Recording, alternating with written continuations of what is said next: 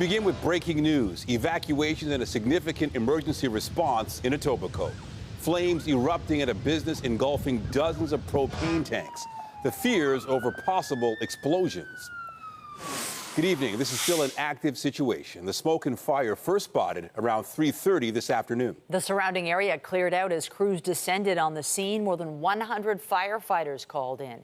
CTV's Janice Golding is live on the scene tonight near Racine Road, not far from Kipling and Rexdale. Janice, what's happening now? Hi, Michelle. Police tell us they got a call about an explosion at around 3:37 p.m. in the area of Brighton Road and Racine. Fire officials tell us that the fire originated at Cooper Equipment Rentals, which is a single-story industrial building. Fire Chief Matthew Pegg tells CTV News that when crews arrived on scene, they encountered heavy fire that was impinging on a number of propane and compressed gas cylinders on the outside of the equipment rental facility. While officials do not know what started the fire at this point, Chief Pegg says a very significant number of tanks were exposed to fire. There were also some cars in the vicinity that also caught flame, and firefighters had to deal with that situation as well. Now, police blocked off Racine Road from Kipling to Martin Grove for a couple of hours, evacuating people in nearby buildings while advising nearby residents to remain indoors. Ambulance buses were also brought in, but thankfully no one was injured. Here's more from Chief Pegg and an area resident.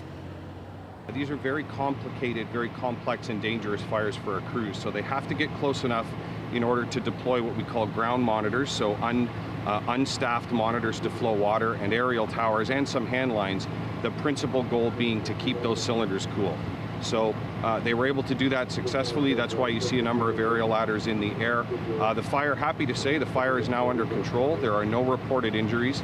And in fact, the command team has just cleared the third alarm. But when I came here, somebody told me the guy opposite the building told me the propane tank flew over his shop and fell onto the car.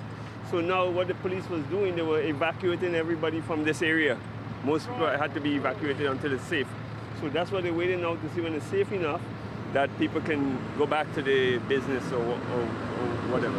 What was it like? Was it pretty scary? It's not like scary, but I'm saying is like we'll have to wait for the investigation because we have to see what happened. Was the tank secured?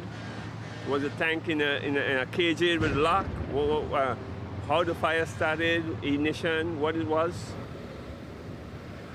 Again, the chief says that the blaze is under control and he's begun releasing equipment and personnel. He also says that fire investigators are en route to the scene. Reporting live, I'm Janice Golding. Now back to Michelle.